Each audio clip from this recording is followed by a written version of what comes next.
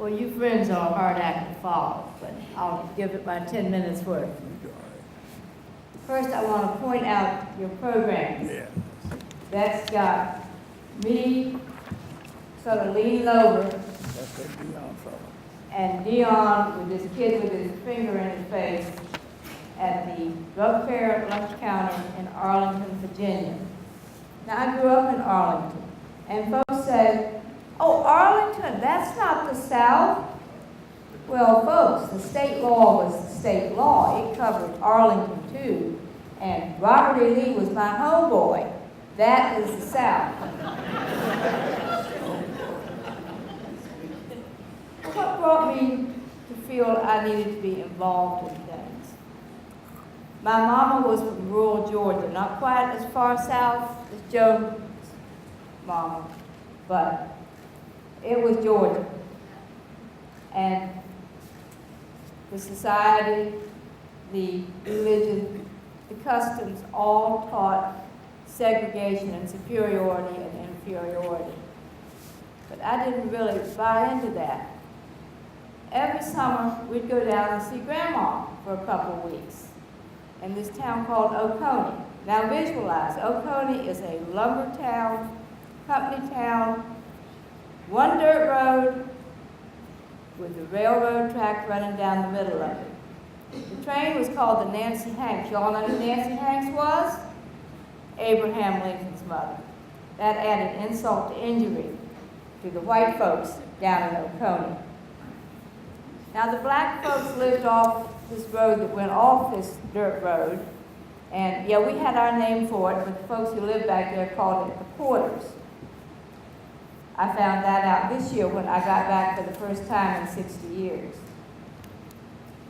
Well, my little friend Mary, who I played with every summer, we sort of dared each other to ride our bikes way down to that road that went off to the Porters, though we didn't know that name, and go walking. Well, we did. And everybody who saw these two little 10-year-old white girls coming down the road just sort of went back behind their house or got out of the way because they didn't want to know anything about us being down there in case the question came up. That impressed me. The housing made those shacks on the white part of town look like good, substantial houses, but only by comparison. Everybody had their houses up on stone piles and outhouses out back, but the white houses were definitely better. Then I saw the black school. One room, the type of iconic photograph picture. One room up on piles, one outhouse, and a pump out in the yard. No glass in the windows, just wood shutters. The door was ajar, and you could see the pot-bellied stove that burned coal and provided the heat. That was the school for the black kids. The school for the white kids was palatial by comparison. It was one of those post-World War II schools, brick, the pride of the county. It's now a nursing home, and it is still the best building around. The disparity between the school for the white kids and the black kids was so in your face. It made me feel that this has got to change, even as a 10-year-old.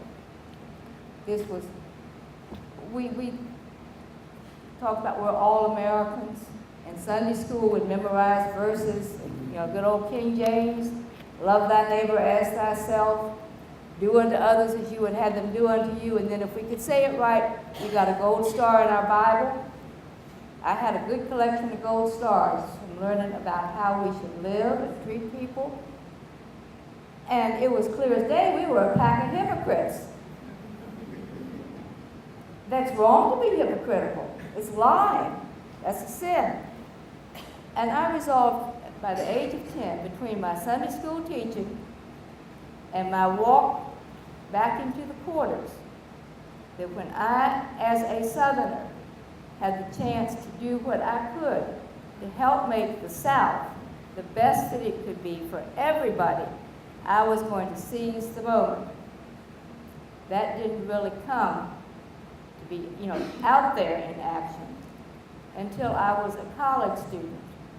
in Durham at Duke University.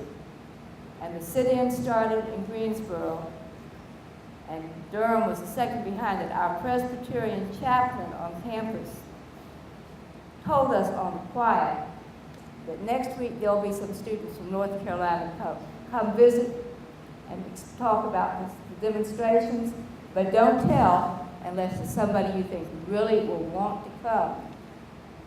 The school administration could lock us out of the building. The police could arrest us. The rowdies could come and cause mischief and beat us up.